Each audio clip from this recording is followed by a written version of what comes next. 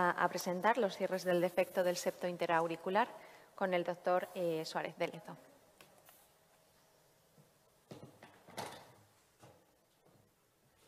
Bueno, buenos días a todos. Agradecer también a la organización de la sección la invitación. Es un placer estar presencialmente aquí otra vez. Y a mí me han encargado, pues nada, hablar sobre los cierres de defectos septales, que es una técnica ya establecida desde hace muchos años.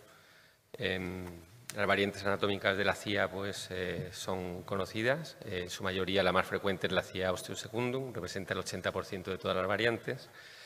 Y en su mayoría son susceptibles de cierre percutáneo. El resto de defectos, la ostium primum y tipo seno venoso, tienen una indicación quirúrgica, de modo que el cierre percutáneo lo vamos a orientar para CIAS ostium secundum, reservando solo para cierre quirúrgico aquellas que tengan una anomalía asociada, como un drenaje venoso anómalo, o que por sus características anatómicas, bien por tamaño o defectos de remanentes, no sea susceptible de cierre percutáneo. Esta diapositiva resume un poco la historia del Hospital Reina Sofía en el tratamiento de la CIA. Se empezó en 1993 con unos dispositivos más rudimentarios, el de Babic y Sideris. En el 98 se incorporó el dispositivo de Amplatz, que marcó un hito en el tratamiento de esta cardiopatía y ha sido el dispositivo dominante hasta prácticamente nuestros días. Durante estos años, de forma paralela, ha habido un desarrollo de la imagen. Hemos modificado la forma de hacer el sizing, ya de hacerlo con balón oclusor a basarnos solo en la imagen con la llegada del TAC y del eco 3D. Y durante estos años hemos analizado distintos aspectos de esta cardiopatía que han sido publicados, ¿no?, en distintos artículos. ¿Cuándo vamos a cerrar la CIA? Pues básicamente toda CIA que produzca una sobrecarga de volumen de ventrículo derecho, en ausencia de hipertensión pulmonar y que no tenga enfermedad del ventrículo izquierdo. Esto va a tener una indicación tipo 1. En ausencia de sobrecarga ventricular derecha, el cierre va a venir dado por la sospecha de embolia paradójica. Y en caso de hipertensión pulmonar está indicado hacer un estudio hemodinámico, valorar las resistencias periféricas. Si son menores de 5, pues la indicación de cierre es 2A. Si son mayores de 5, habrá que instaurar un tratamiento médico para ver si bajan esas resistencias. Si lo hacen, pues tendrá la indicación de un cierre fenestrado y en caso contrario, pues estará contraindicado, ¿no?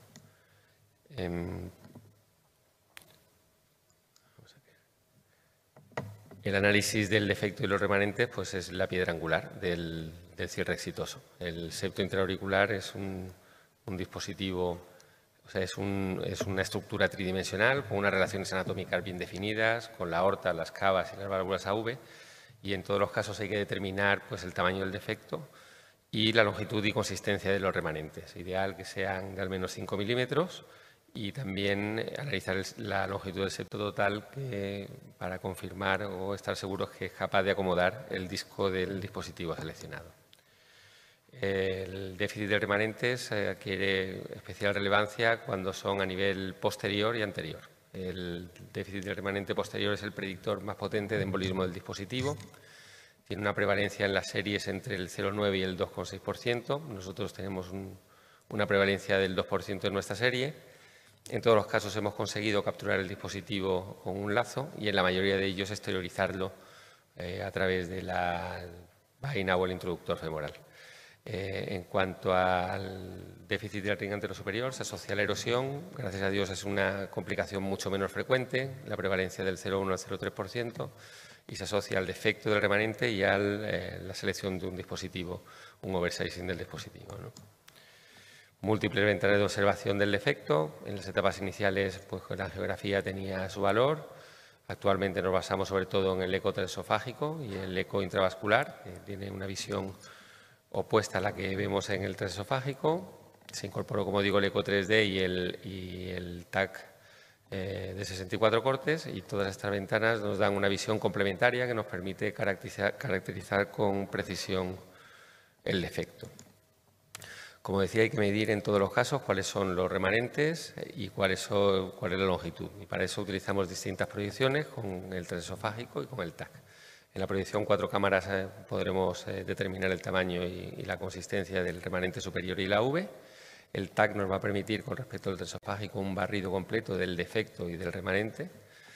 En el eje de las cavas valoraremos pues, el remanente superior e inferior, y en el eje corto el remanente anterior y el posterior. El remanente anterior muchas veces no llega a los 5 milímetros, pero sí permite adaptarse o ser menos exigente con la longitud de este remanente, ¿no?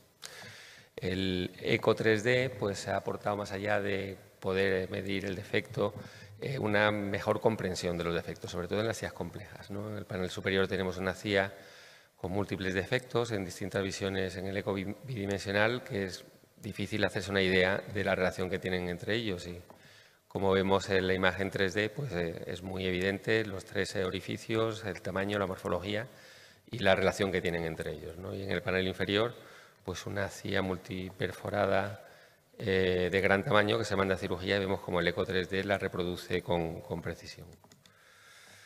Hay múltiples dispositivos, el padre de todos ellos es el Lamplaser. En general, casi todos ellos han seguido, exceptuando el dispositivo de Gori, una filosofía similar, un dispositivo de doble disco con cintura para autocentering, que cada uno ha ido añadiendo pues, alguna modificación que lo hace peculiar, ¿no? Pero el Lamplaser ha sido el más utilizado, es el que tiene más variedad de tamaños, tiene 27 tamaños. La longitud del dispositivo la da lo que es la longitud de la cintura, y la relación entre los discos es constante en función de los tamaños. En los dispositivos pequeños, el disco derecho va a tener 8 milímetros más que la cintura y el izquierdo 12 milímetros más que la cintura. A partir de los 11 milímetros, el disco derecho siempre va a tener 10 milímetros más, y a partir de en el disco izquierdo va a tener 14 milímetros más entre el tamaño de 11 a 32 milímetros y más 16 en los tamaños más grandes, ¿no? A partir de 34. Aquí enumero pues, los distintos pasos del procedimiento, que es conocido, que lo vamos a ver en un caso práctico. Es una CIA reciente que hicimos la semana pasada de una niña de 7 años. El TAC vemos que es de buena calidad, el eje de la proyección de 4 cámaras muestra dilatación de cavidades derechas, adecuados remanentes superior y AV, también en el eje de las cavas y en el eje corto, ¿no? El remanente retroaórtico vemos que es de 5 milímetros. El estudio transesofágico pues, confirma una consistencia adecuada de todos los remanentes. En el 3D se ve que toda la circunferencia permite un anclaje adecuado y un tamaño de 12 por 8 milímetros. Seleccionamos un dispositivo de 13 y esta es la secuencia de tratamiento, ¿no? Se avanza un multipropósito a través del defecto a la vena pulmonar, se sustituye por una guía de alto soporte, a través de la cual pues, avanzamos una vaina, en este caso de 7 French, se exterioriza el disco izquierdo, se tracciona del todo el sistema hasta que contacta el disco auricular con el septo, se mantiene tensión en la vaina y se exterioriza cintura y disco derecho, y se confirma con el eco la buena disposición del dispositivo y se hacen maniobras de estabilidad previo a la suelta. Esta es una CIA quizá la ideal, no muy grande, y la que muestra el esquema de la izquierda, ¿no? con remanentes en toda la circunferencia. Hay CIAs más complejas por su tamaño, por tener remanentes más pequeños, más de un defecto, y las CIAs en septos aneurismáticos con defectos multifenestrados, que hace que el procedimiento sea más complejo. Las CIAs grandes, el problema que tienen sobre todo es la mala alineación del dispositivo y el prolapso del disco auricular derecho del disco auricular izquierdo en la aurícula derecha. Para evitar estos problemas pues, se han propuesto múltiples técnicas, desde ayudarnos con otro catéter a alinear el disco izquierdo a través de un empuje, a exteriorizar parcialmente la cintura del dispositivo en la aurícula izquierda para que se autocentre. Se han propuesto uso de vainas curvas que cambie la alineación del dispositivo, incluso cortar y biselar la vaina para que al exteriorizar el disco izquierdo cambie la dirección y se oriente mejor con el septo interauricular. Hay maniobras más complejas, como la de liberar el disco izquierdo en el techo de la aurícula izquierda, desenfundar la cintura y el disco derecho, y en el momento que sale el disco derecho se reposiciona el disco izquierdo. Otras técnicas que ayudan en estas situaciones es la retirada desde la vena pulmonar, que ancla el disco izquierdo y permite la retirada de la cintura del disco derecho, y al liberar el disco derecho habitualmente se reposiciona el disco izquierdo en el septo, ¿no? También en CIAs muy grandes, el Buddy Balloon o el Balloon Assisted Technique, el problema en estos casos es que el disco izquierdo no consigue un buen anclaje por el tamaño y por la falta de remanentes, ¿no? Entonces el balón ejerce de ancla, nos permite sacar el disco izquierdo, y con el balón inflado se saca cintura y disco derecho, se confirma con eco que la situación del disco es adecuada y no prolapsa el izquierdo en la aurícula derecha, y entonces se retira todo el sistema, ¿no? Y aquí tenéis una imagen angiográfica con el balón inflado, la retirada del disco izquierdo, la cintura, que no sé por qué se ha parado, y la liberación del disco derecho, ¿no? Y cuando se ha liberado del todo, se acaba sacando el balón y es como queda en el panel de la derecha el dispositivo. Nuevos escenarios en cuanto al cierre. El cierre de CIA, bueno, pues tenemos un escenario nuevo que son las CIAs iatrogénicas inducidas por el tratamiento de la cardiopatía estructural sobre la válvula mitral, la terapia de reparación mitral, las prótesis implantadas en anillos, pues dejan muchas veces CIAs de mayor o menor tamaño y su repercusión no está clara. Ahora se ha presentado un estudio randomizado en Circulation en este escenario, en el que no parece que haya un beneficio del cierre sistemático, ¿no? Habrá que determinar qué casos se van a beneficiar de un cierre de CIA. Otro aspecto son los dispositivos bioabsorbibles, que son el futuro. Se han implantado algunos en series pequeñas en humanos con buenos resultados, en utilización a los 3 meses y reabsorción del dispositivo a los 24 meses. Es el futuro porque, teniendo en cuenta la cantidad de patología estructural que abordamos a través del septo interauricular, los dispositivos actuales pues suponen una limitación.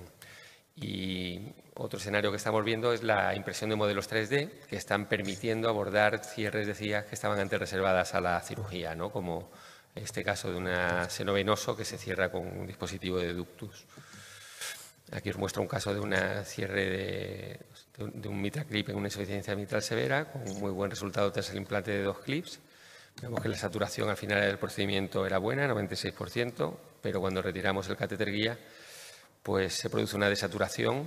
El paciente tenía unas presiones derechas muy elevadas porque también tenía una IT severa, que determinó un shunt de derecha a izquierda y decidimos cerrarlo en el procedimiento, ¿no? Y en la imagen de eco vemos muy bonito, las dos orificios y el septo cerrado con el dispositivo Amplaser, ¿no?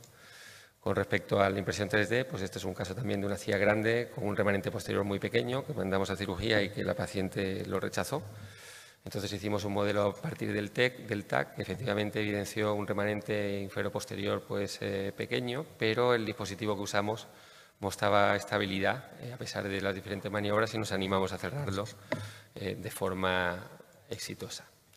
Con respecto al foramen, pues sabemos que la prevalencia en la población general es del 25% y su presencia se ha asociado al ictus criptogénico, la platinea, ortodesoxia, la migraña y la embolia por burbujas de nitrógeno, ¿no? Sobre todo en buceadores.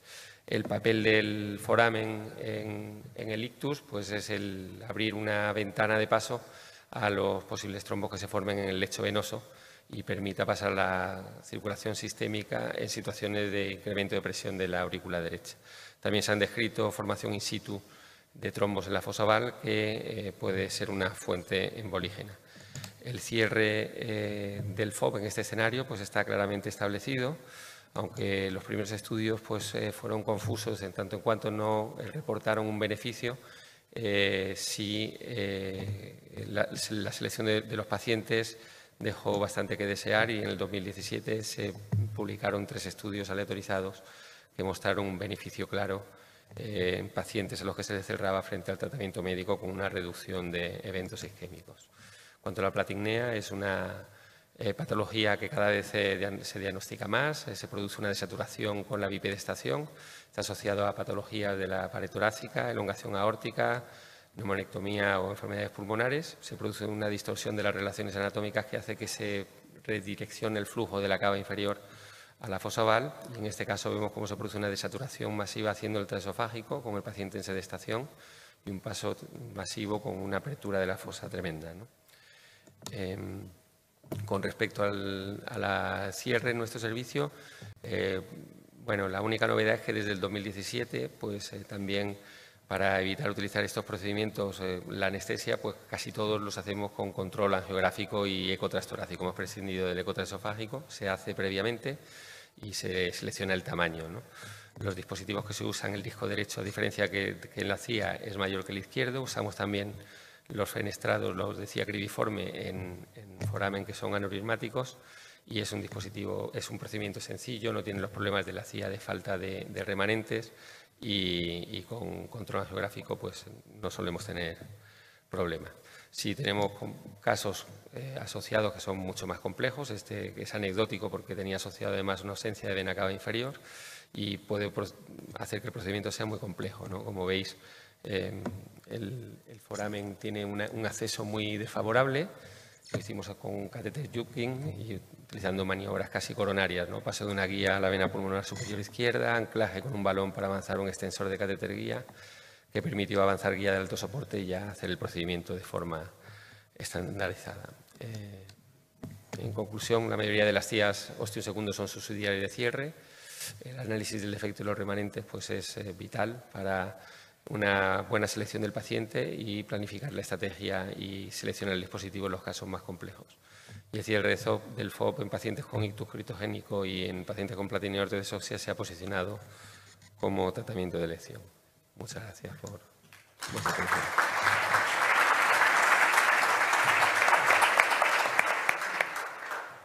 Sí,